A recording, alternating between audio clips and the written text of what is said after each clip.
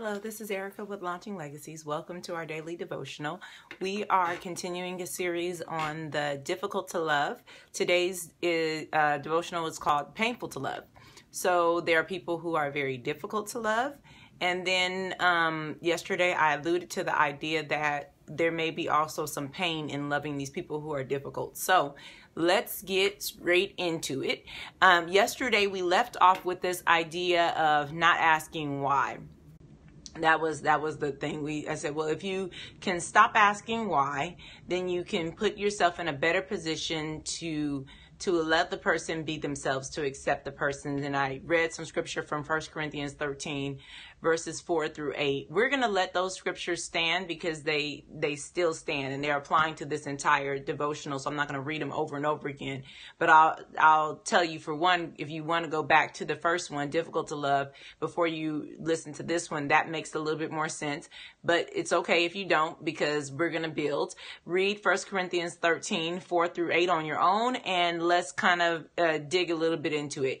Let's talk about why people are painful to love and what's behind that.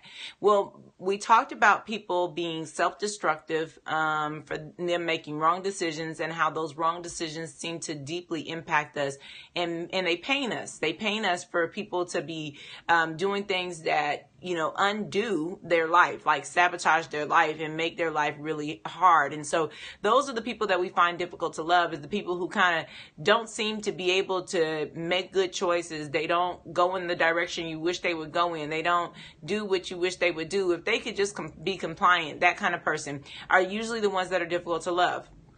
And that's fine, because that makes sense, right? We assume that love requires a person to kind of be on the same side as us. And I said yesterday that it is more difficult to love people who disagree with you. Okay, so we got that baseline, but now let's talk about what else is behind the why, and let's get to the painful to love. Most of the time, when we're looking at a person's behavior and we're trying to love them, but we're finding it difficult, we start to ask the why questions because we're trying to teach them something. And let me break that down a little bit more. We are wanting to use their why and whatever their reflection about it to say, well, maybe this is a better idea. And so we're trying to kind of lead them from their dysfunctional behavior, maybe over here, to a more functional behavior with the why. Like, well, why did you do that? Well, maybe a better thing is, and then what happens typically after the why is what we call unsolicited advice. And unsolicited advice is just you trying to tell a person what will be a better thing. And now you have good intentions with your unsolicited advice. Most people do. And usually the intention in giving someone unsolicited advice is to prevent you from experiencing pain, right? Not the person who's experiencing it. You want them to not be in pain, but it pains you, if this is somebody you love, to see them in pain, right? So if a person is in a series of dysfunctional relationships, and every time they're in a bad relationship, they fall all apart and they're in so much pain, then you want to give them the advice. Well, why did you get in a relationship with him? Oh, that wasn't, maybe next time find somebody who's more like this, or maybe next time do this instead of that, or maybe next time do all this. Now, that they ask you what they should do next time? Did they ask you where to go next? Probably not. And here goes the key. You find it painful to see them in pain. And most people think, well, yeah, but it hurts me so much for them to hurt. Yeah, but it's still about you. And so there's a question about the sincerity of a love that is reflecting on how you feel because they are suffering. There's something that has to be examined in that. And I don't want to be difficult, but this actually will be a painful devotional because it's about loving the painful. But is this more about how you feel than it is about what they're going through? Yeah, they're suffering. You're right. They might be going through some difficult times. They might be sabotaging themselves or dating the same kind of person over and over again. But will you focusing on your pain that's resulting from their pain actually resolve the issue? Or is it just some kind of way to make yourself feel better?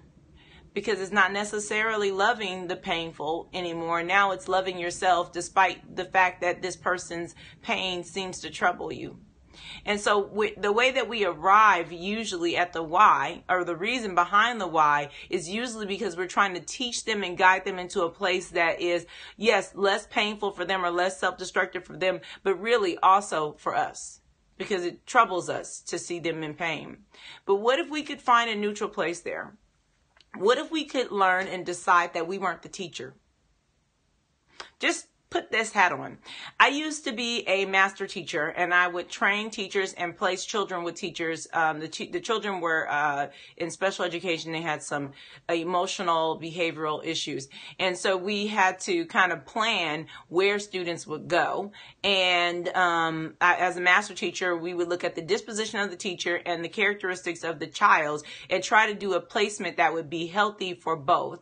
And there were some teachers that were not the ones for that child, right? This child is not going to be able to learn from this person's disposition. It creates a bigger conflict. And because we're trying to neutralize so many things, we're trying to educate, we're trying to keep their emotional life stable. We're trying to make sure that this person is using the right behavioral strategies for this particular child. There were all these little factors involved. And so basically what we would decide is that really that's not the most effective teacher for that child. So let's not place them there. Let's place the child elsewhere. And not that the teacher wasn't effective, again, has nothing to do with you not being a good person or wanting good things. Sure, but sometimes the matchup is just wrong. I'm going to say this. If you're finding a person is painful to love, you're finding them difficult because they sabotage themselves and they do all these things that are not functional, my first suggestion to you is to back off of trying to be their teacher. Yeah, because your reasoning of asking why and kind of probing into these places in their life that they haven't asked you to, it is to help yourself more than it is to help them. And I would say if a teacher is intending to help themselves more than they're intending to help their their student, they're probably not the right teacher for that student. It's not that population they need to be working with. If you're able to be selfless in teaching and give the students what they want, despite how much it might require of you, much preparation, how much patience, how much time, then great, you're more likely to be an effective teacher. But if there are all these nuances, and one of them might be that you can't stand to see this person suffer, so you got to always interject your opinion and your ideas into it because it's so painful for you, then back off the role of being a teacher. We already learned yesterday we shouldn't be asking why. Now, after we stop asking why, then we stop trying to give unsolicited advice, right? We stop trying to make the situation more comfortable. It is uncomfortable because maybe they're in a broken place in their life. It is uncomfortable because maybe they've always been in that place and maybe they always will, but that's okay. And so if we stop trying to be their teacher, then we find that one, we liberate ourselves in that relationship. Yep, they might still do the dysfunctional things. How can you bear to stand it? Well, don't take it personal because it's not about you. Don't take it as if it's your life because it isn't, it's theirs. Move away from the idea that what they're experiencing is your experience.